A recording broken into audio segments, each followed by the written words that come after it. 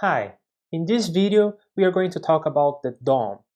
DOM stands for Document Object Model, and that is the tree that you see in the inspector, the HTML tree that contains elements like paragraphs and list items and tables and so forth.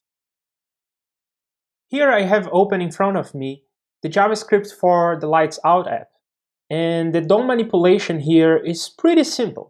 We only use .inner HTML to import the whole SVG into the body. And then we change the style of some buttons here. We change the background color when the light is on or off. But every element in the tree already exists in the SVG, so we are not ever creating or deleting elements. That's why the Lights Out app is relatively simple when it comes to DOM manipulation. So let's turn our attention to the To-Do app, which is slightly more interesting. So here I have the JavaScript for the To-Do app, but I removed the render part because that's the part that is doing the DOM manipulation. That's the subject of this video. The rest of the app should be familiar to you.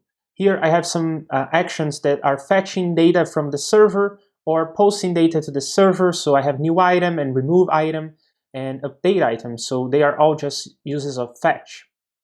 And we also have the pool that is every 200 milliseconds updating the list of items in the server. It's getting the new items from the server, or really it's getting a list of all the items from the server, not only the new ones.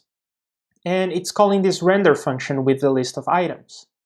And as I'm sure you remember, this API endpoint returns a list of objects in which each object is one item.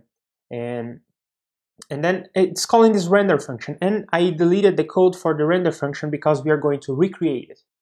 So if I go now to the browser and I run it, there are some to-do items in my database, but I cannot see them here. In fact, if I go to IntelliJ, I can see that there is a list of items here. There are 2 items in my list now.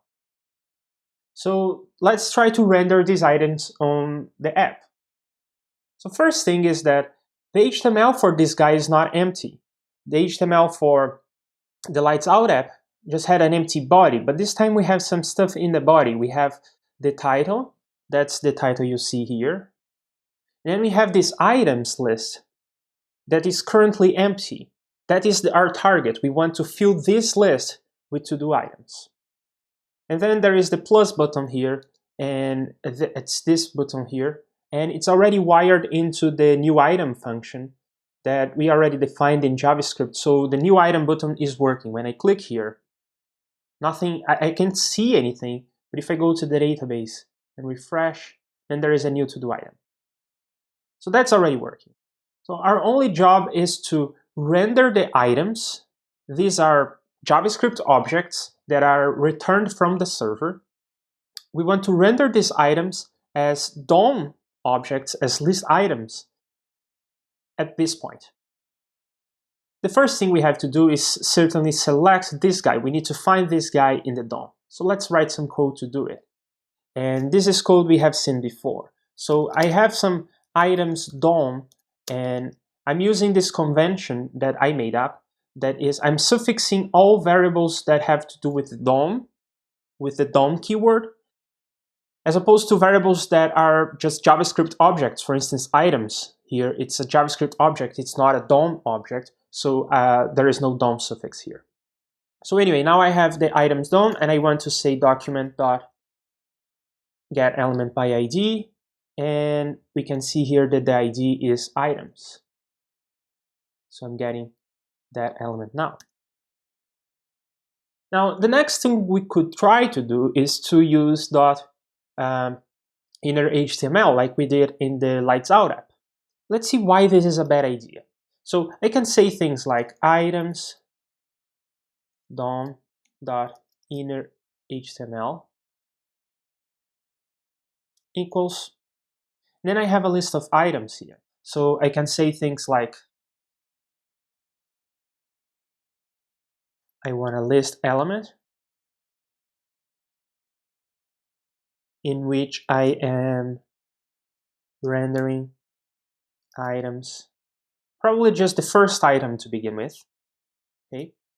And description, because that's one of the elements in the item. The other one is ID. But here I'm just rendering the description, okay? So I could say something like this. I'm going to save.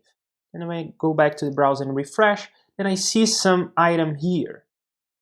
And in fact, this inner HTML is the contents of the description of my first to-do item.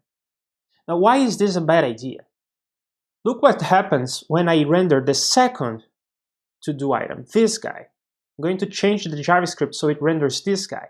Now notice that this description contains HTML, so the user wrote some HTML as the item description. Let's see what happens.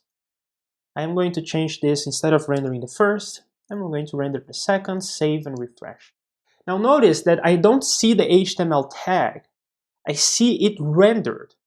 And that is a terrible idea. Because if the tag, the HTML tag that is rendered is not strong, that's innocuous. You can render something in bold and that's fine. But the user could have written the tag script. And when the user does that, it means that we are rendering the script tag. And the script tag can load JavaScript from anywhere, including malicious sites. So this is a security concern. We don't want to render HTML. We don't want to render data that is given by the user as HTML. That's a security concern. In the Lights Out app, it was okay for us to use inner HTML because we were getting the SVG from the server and we wrote the SVG. We, the developers of the Lights Out game, we wrote that SVG so we could trust the SVG. But when it comes to user data, we cannot trust the users. And that's why a .inner HTML is a bad idea when you are trying to render something that may contain user input. And we could come here to the JavaScript and try to sanitize the description and strip out tags like script that can be malicious and leave tags like strong or emphasis and so forth because they are benign. And we could try to do that. But it's a hassle and it is prone to errors. So we are going to go with a different route. We are not using .inner HTML. And with this other route, we are going to get this right. We will render the text as text, including if the text contains HTML tags. That's the topic of our next video.